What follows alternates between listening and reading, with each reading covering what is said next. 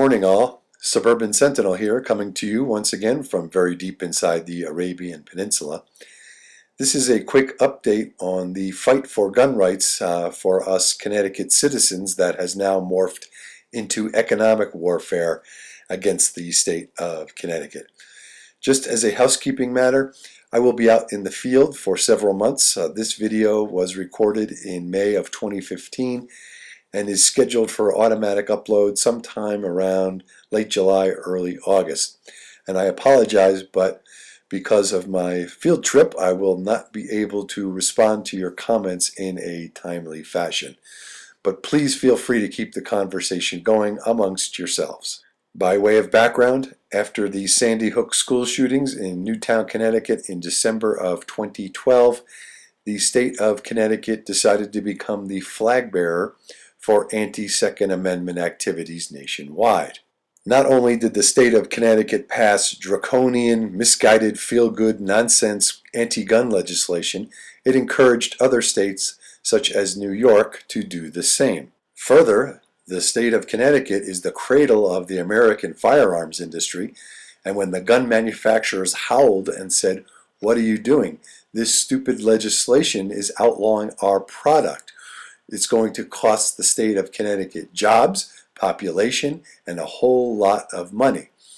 And in essence, the state's response was, "Screw you, guns are bad, we don't care if you move out of state, we don't need your money, we don't need your jobs, take it elsewhere." Since then, some of us have been engaged in an economic war against the state of Connecticut, which is not for revenge, but is designed to curtail the influence of such nanny state nonsense. Our aims were to, 1, deprive the state of Connecticut of as much tax revenue as possible, 2, to discourage economic activity within and from the state of Connecticut, and 3rd, to force the state of Connecticut to lose population, thereby reducing its influence in Congress.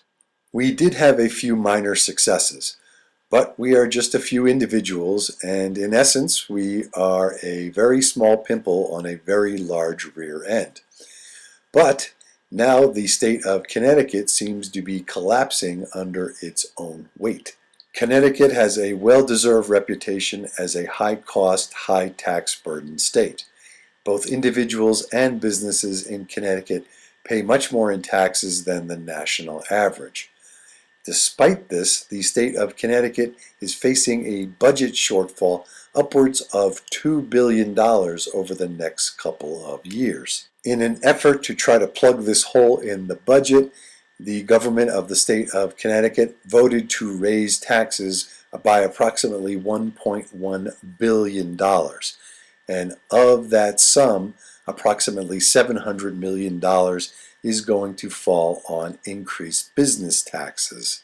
In response to this legislation, some of the larger corporations, either headquartered or doing business out of the state of Connecticut, such as Aetna Insurance, Travelers Insurance, and General Electric, voiced their extreme displeasure at this increased tax burden. In point of fact, the chief executive officer at General Electric sent a company-wide email saying they are now looking into relocating their corporate headquarters to somewhere other than Connecticut. So the state is now in a heap of trouble. They have this massive budget deficit, and if they increase the corporate taxes as the new legislation envisions, they will lose businesses, including major corporations, and the jobs and economic activity that goes with them. If the state changes the law and shifts the additional tax burden back onto individuals, the state will undoubtedly lose tax revenue, economic activity, and population as well. Connecticut individuals are among the most heavily taxed people in the United States. And in my opinion, the people of the state of Connecticut simply cannot afford more taxes. The state's only other option is to cut expenses. And we all know how well governments usually do at controlling their budgets. So hopefully we are witnessing the state of Connecticut unraveling as an economic powerhouse, and as a result, the influence of this crazy nanny state on the rest of the nation will be significantly reduced. That's all I have to say for now. Thanks for watching. This is the Suburban Sentinel. Please thumbs up and subscribe if you like what you see. Questions, enlightening comments, and differing opinions are always welcome. Again, I apologize for not being able to respond to your comments in a timely fashion.